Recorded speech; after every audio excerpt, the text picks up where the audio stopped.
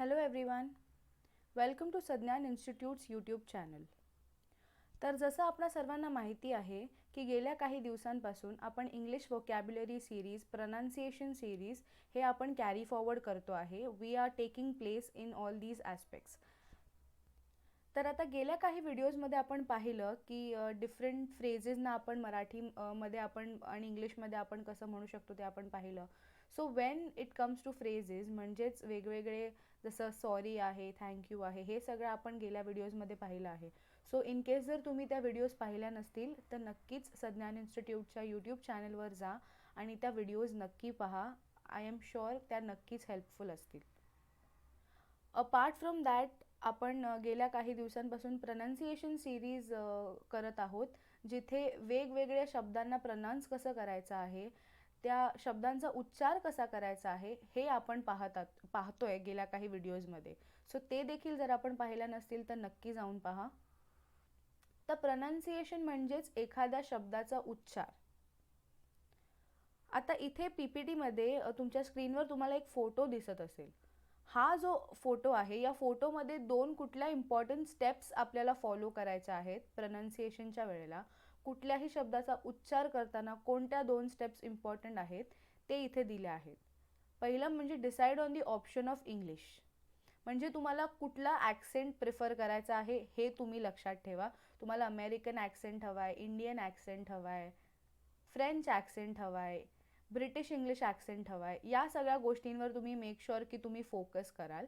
आणि दुसरं म्हणजे break the words down into sound.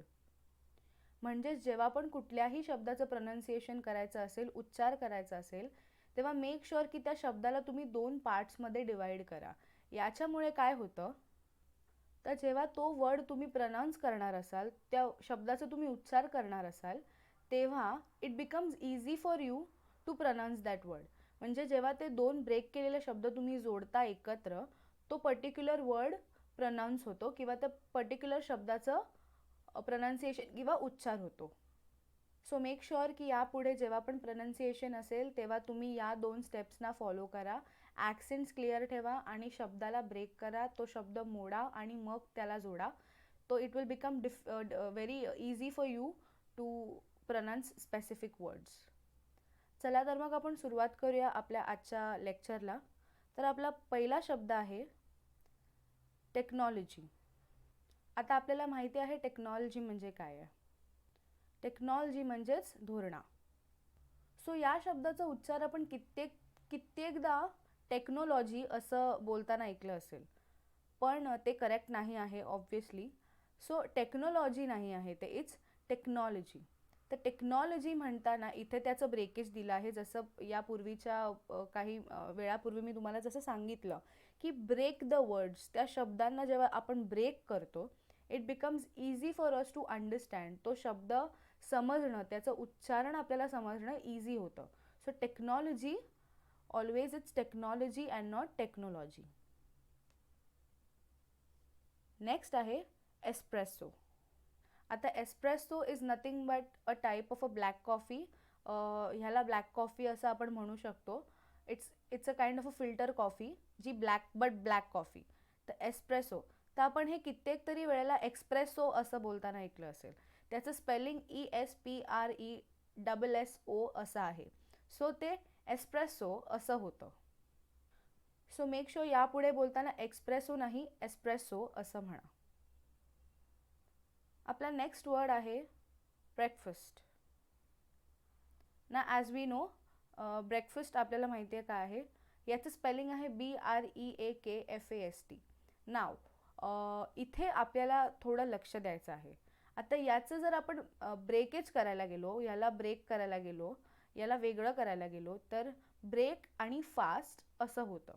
But आपल्या वोकॅब्युलरीमध्ये काही शब्द असे आहेत where you have to make sure that प्रत्येक मोडलेल्या शब्दाचं प्रनाउन्सिएशन त्याचप्रमाणे नसतं. सो अशा वेळेला फोनिक्स खूप इम्पॉर्टंट रोल प्ले करतं. सो ऑलवेज रिमेंबर, कुठलंही प्रनाउन्सिएशन करताना फोनोलॉजी, फोनिक्स या सगळ्या गोष्टींकडे लक्ष दिलं तर खूप खूप खूप बरं होतं. So always remember, it is not breakfast किंवा ब्रेकफास्ट, इट्स ब्रेकफास्ट. नेक्स्ट आहे स्वीट. आता स्वीट म्हणजे नक्की काय? आता इथे आपण बघतोय की स्पेलिंग आहे SUITE. याचा अर्थ असा होत नाही की त्याचं प्रनाऊन्सिएशन सूट असं आहे.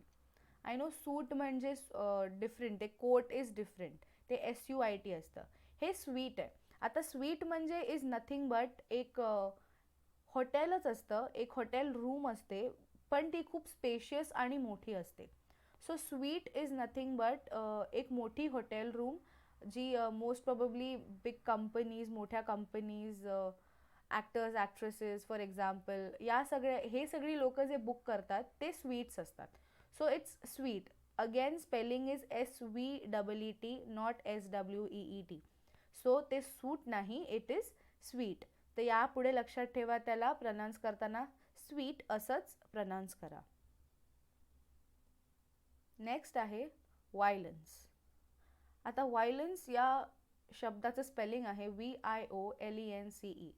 तर कितीतरी वेळा आपण याचं प्रनाऊन्सिएशन व्हायोलेन्स असं करताना ऐकलं असेल, परंतु violence is not the correct pronunciation. Violence is the correct pronunciation. तर यापुढे लक्षात ठेवा, जेव्हा पण हा शब्द उच्चारायचा असेल तो always say violence and not violence. Next is strategic. Strategic म्हणजे काय? तर वी नो स्ट्रॅटेजी, या सगळ्या गोष्टी. तर स्ट्रॅटेजी असे कितीतरी शब्द आपण ऐकले असतील, but when it comes to strategic, जसं आपल्या IPL मध्ये असतं strategic time out, it's of 2 minutes and all. तर ते स्ट्रॅटेजिक जे आहे ना, तर ते प्रनाउन्स करताना सुद्धा आपल्याला स्ट्रॅटेजिक असं करायचं आहे, नॉट स्ट्रॅटेजिक ऑर स्ट्रॅटेजिक असं काही. सो ऑलवेज रिमेंबर, यापुढे जेव्हा पण आपण स्ट्रॅटेजिक असं प्रनाउन्स करायचं असेल तर स्ट्रॅटेजिक नका करू, इट्स ऑलवेज स्ट्रॅटेजिक. सो हे एक लक्षात ठेवा. नेक्स्ट आहे ज्वेलरी. आता आपल्याला माहिती आहे ज्वेलरी काय आहे, तर आपण कितीतरी वेळेला स्पेलिंगकडे बघून आपण ज्वेलरी किंवा ज्वेलरी असं म्हणतो. तर ज्युवेल इज करेक्ट आणि LERY इज करेक्ट, पण ते जेव्हा आपण जोडतो तेव्हा ते ज्वेलरी असं होतं, परंतु त्याचं प्रनाऊन्सिएशन ज्वेलरी असं नाही आहे, इट्स ज्वेलरी, JOOUHL.REE. तर यापुढे प्रनाउन्स करताना always remember you say jewellery and not jewellery. त्यामुळे लक्षात ठेवा, इट्स ज्वेलरी. नेक्स्ट आहे पल्यूशन. आता pollution, we know what is pollution. Pollution is nothing but प्रदूषण. तर प्रदूषण, पल्यूशन याचं प्रनाऊन्सिएशन आपण pollution. Why are you polluting the area? तर ते पॉल्युशन नाही आहे, POLLUTION असल्यामुळे नेसेसरी नाही आहे की ते पॉल्युशन आहे, इट्स पल्यूशन, PUH.LOOSHN. तर it's not pollution, it's pollution. Next आहे ऑपोजिट. आता ऑपोजिट म्हणजेच विरुद्ध. तर ऑपोजिट असं आपण बोलताना ऐकलं असेल, OPPOSITE. I know, I understand, कितीतरी वेळेला आपण चुकीचे शब्द प्रनाउन्स करतो, परंतु एक स्पेसिफिक वेळ असते जेव्हा आपल्याला कळतं की this is the correct pronunciation of a particular word. So always remember, ते ऑपोजिट नाही आहे, ते ऑपोजिट आहे. Opposite, not opposite. Opposite is the wrong pronunciation, opposite is the correct pronunciation. तर यापुढे नेहमी लक्षात ठेवा, ऑपोजिट नाही, ऑपोजिट. नेक्स्ट आहे zoology. Now we know what's zoology. Study of animal life, म्हणजेच जिथे प्राण्यांचा शोध केला जातो, त्यांचा अभ्यास केला जातो, त्या फील्डला, त्या स्ट्रीमला झॉलॉजी असं म्हणतात. आता झॉलॉजीमध्ये देखील आपण ऐकलं असेल झुऑलॉजी किंवा झुऑलॉजी किंवा झूलॉजी, असं खूप वेगवेगळ्या पद्धतीने ते प्रनाउन्स केलं जातं, परंतु त्याचं करेक्ट प्रनाऊन्सिएशन आहे झॉलॉजी. सो यापुढे जेव्हा केव्हा तुम्हाला झॉलॉजीशी रिलेटेड काही बोलायचं असेल तर ते झुऑलॉजी असं बोलू नका, इट शुड ऑलवेज बी झॉलॉजी.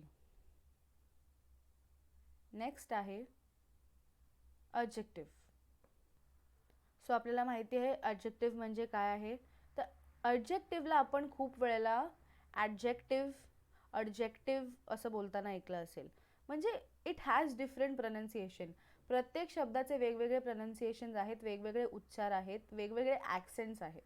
पण एका स्पेसिफिक ॲक्सेंटमध्ये जर आपल्याला, जसं आपण डील करतोय Indian accent, Indian English accent शी, सो इंडियन इंग्लिशमध्ये आपण अडजेक्टिव्ह असं म्हणतो, adjective. So always remember, not adjective, it's adjective. Next is automobile. आता ऑटोमोबाईल काय आपल्याला माहिती आहे. याचं वेगळं असं उच्चारण नाही आहे. इथे आपण नोटीस करू शकतो, जसं स्पेलिंग आहे तसंच आपलं प्रनन्सिएशन आहे, तसंच आपलं उच्चारण देखील आहे. So automobile is nothing but just automobile. इथे वेगळं काही नाही आहे. सो ऑटोमोबाईल हेच त्याचं करेक्ट आणि अक्युरेट प्रनन्सिएशन आहे. So always say automobile. Because आपण पाहिलं असेल ब्रिटिश ॲक्सेंटमध्ये it is also said automobile. So bile हे जे BILE आहे ते BILL होतं, बिल. ऑटोमोबाईल असं देखील होतं. सो डिफरंट प्रनन्सिएशन्स आहेत. But as far as Indian accent is concern, आपल्या इंडियन इंग्लिश ॲक्सेंटमध्ये आपण ऑटोमोबाईल असंच म्हणतो. So always remember it's automobile. That's it. I hope आजचं लेक्चर तुम्हाला समजलं असेल, आजचे प्रनन्सिएशन्स तुम्हाला समजले असतील. आणि जर समजले असतील तर please do not forget to like, share, subscribe and support Sadnyan institutes YouTube channel. या पूर्वीच्या व्हिडिओज जर आपण पाहिल्या नसतील तर नक्कीच आमच्या यूट्यूब चॅनलवरती जाऊन पहा. इन केस काही डाऊट्स असतील, काही प्रश्न असतील, काही सजेशन्स असतील तर डू नॉट हेजिटेट. आपल्या कमेंट सेक्शनमध्ये आम्हाला नक्की कळवा. काही प्रश्न असतील तर आम्ही त्याची उत्तरं द्यायला रेडी आहोत, तत्पर आहोत. Any doubt you all can ask in the comment section. Comment सेक्शनमध्ये नक्की विचारा. अपार्ट फ्रॉम दॅट, जर तुम्ही सज्ञान इन्स्टिट्यूटच्या यूट्यूब चॅनलला सबस्क्राईब केलं नसेल तर प्लीज सबस्क्राईब करा. आणि मोस्ट इम्पॉर्टंट, या लेक्चरची PDF फाईल सज्ञानच्या टेलिग्राम चॅनलवरती अवेलेबल आहे, तर नक्की तिथून घ्या. तर मग आपण पुन्हा भेटूयात आपल्या नेक्स्ट लेक्चरमध्ये, आपल्या नेक्स्ट व्हिडिओमध्ये. तोपर्यंत कीप लर्निंग. थँक्यू.